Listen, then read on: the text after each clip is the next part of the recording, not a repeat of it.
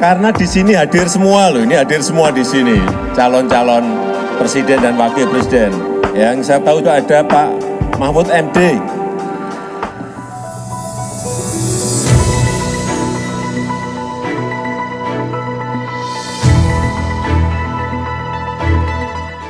Menteri Koordinator Politik, Hukum dan Keamanan atau Menko Polhukam, Profesor Mahfud MD terus mendapat dukungan dari masyarakat luas setelah rapat dengar pendapat atau RDP di depan Komisi 3 DPR RI Rabu 29 Maret 2023. RDP terkait transaksi mencurigakan senilai 349 triliun di Kementerian Keuangan yang ditemukan oleh Pusat Pelaporan, Analisa dan Transaksi Keuangan atau PPATK itu semakin menjadi ajang pertarungan dan tontonan kredibilitas diri, komitmen kebangsaan, perilaku moral politik, dan komitmen pemberantasan korupsi di antara para pejabat negara. Mengingat transaksi mencurigakan itu terindikasi kuat sebagai tindak pidana pencucian uang atau TPPU dari uang haram, dugaan korupsi, dan sebagainya. Rapat antara Mahfud MD dan Komisi 3 itu benar-benar berlangsung panas. Situasi tegang, saling gertak untuk buka-bukaan, dan saling ancam untuk bongkar-bongkaran dosa mereka, khususnya antara Mahfud MD dengan Ateria Dahlan, Beni Kaharman, Arsul Sani, dan sebagainya. Namun Mahfud MD terlihat sangat santai menghadapi keroyokan puluhan anggota DPR RI itu. Bahkan Mahfud MD berani ikut-ikutan menggertak dan mengancam para anggota DPR RI itu jika mereka berupaya untuk menghalang-halangi penyidikan penegakan hukum.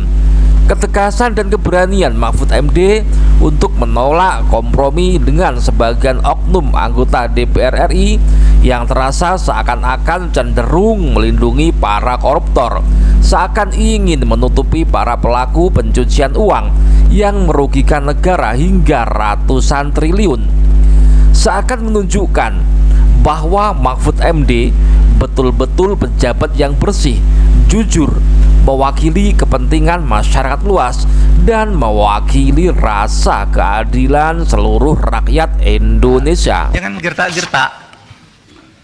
Saya bisa gertak juga, saudara. Bisa dihukum menghalang-halangi penyidikan penegakan hukum. Iya. Dan ini sudah ada yang dihukum 7,5 tahun, namanya Fredrik Yunandi. Ya kerja-kerja kayak saudara itu. Orang mau mengungkap, dihantam. Mengungkap, dihantam. Ingat kan? Itu. Saya bisa. Saudara menghalang-halangi penegakan hukum.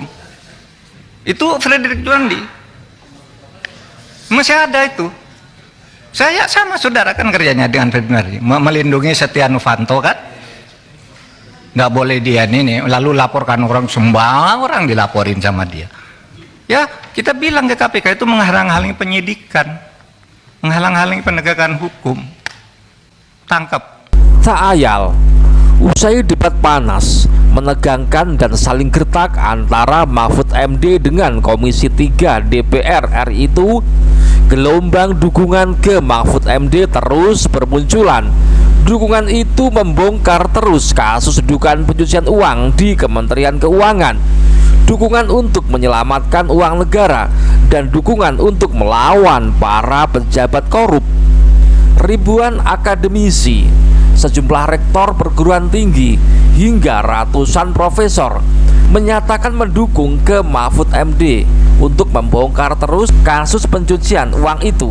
Puluhan kelompok masyarakat, personal aktif, dan para pegiat sosial seakan-akan kur satu suara mendukung Mahfud MD.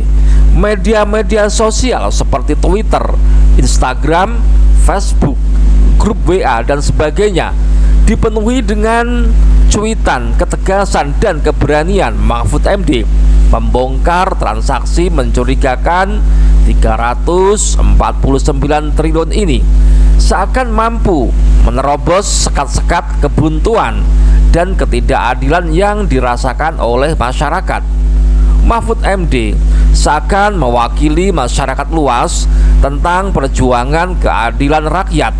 Situasi ini kemudian berefek ke rasa bias politik masyarakat, rasa kangen masyarakat terhadap sosok pemimpin yang berani, jujur, tegas, dan benar-benar membela kepentingan rakyat secara nyata. Suara-suara terkait keinginan rakyat secara kultural agar Mahfud MD menjadi calon presiden mulai bermunculan di masyarakat. Suara dan harapan masyarakat agar Mahfud MD maksung sebagai calon presiden mulai menggema di media sosial, grup WA dan sebagainya. Nama Mahfud MD seakan langsung menenggelamkan suara para kandidat bakal calon presiden yang sudah bermunculan, seperti Anies Baswedan, Prabowo Subianto, Ganjar Pranowo maupun Puan Maharani. Gema dan gelombang dukungan masyarakat terhadap Mahfud MD terus bermunculan, terus bergelombang, dan terus membanjir. Mungkinkah harapan masyarakat agar kasus pencucian uang 349 triliun itu benar-benar bisa terbongkar total? Mungkinkah Mahfud MD mampu memberantas korupsi sendirian? Atau Mahfud MD justru akan dihabisi oleh para koruptor dan pejabat hitam? Bagaimana pendapat Anda? Begini, saya tidak akan jawab itu sekarang. Udah.